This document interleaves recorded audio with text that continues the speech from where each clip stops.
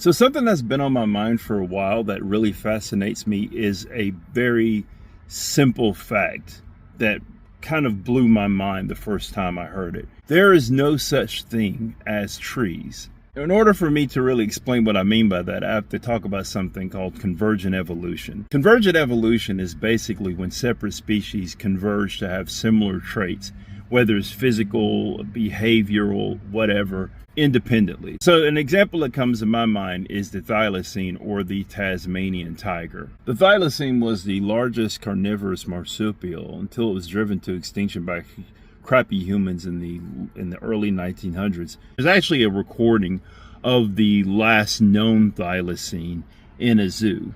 And when you look at this thing superficially, it does look like it would be related to a dog, a wolf, or a fox, or some other canine. The thing that gives it away, though, is the way it walks is kind of odd if you see the recording. Even today, some people will see like a dingo and think they saw a thylacine because, well, it looked like a canid. But the thylacine was actually closer related to a bandicoot, a koala, or a Virginia opossum than it was a fox, wolf, or dog. Because the thylacine was a marsupial, and the dog, fox, wolf, just like human beings and other primates and most of the mammals that we see, are placentals. But instead of becoming some little rodent-looking thing like the bandicoot or a tree devil like the koala, it converged to being a wolf-like animal, because if you're going to wolf, wolf is the best way to wolf.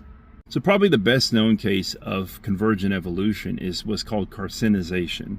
These crustaceans keep evolving to crab-like animals. They're not true crabs, but they take on the shape and form of a crab. What I believe is the largest crustacean, the coconut crab, is actually a type of hermit crab. Which, by the way, the hermit crab is not a true crab, and neither is the coconut crab. And in fact, this evolution to a crab-like animal has occurred anywhere between 5 and 6 times in crustaceans. So what does this have to do with the statement there are no such thing as trees? There's no taxogenetical definition of a tree. A tree is one of those things that when you see it, you know it. But here's the thing. Get a cashew tree or poison sumac. They're actually closer related to poison ivy and poison oak than they are like a pine tree. Palm trees, they're actually a type of grass. So they're in the same family as bamboo. So basically all of these plants just kept evolving to trees. Because if you want a tree, you evolve to a tree. But is there a genetic definition of a tree? No. A bunch of plants just kept turning into trees. Because if you want a tree, becoming a tree is the best way to do it.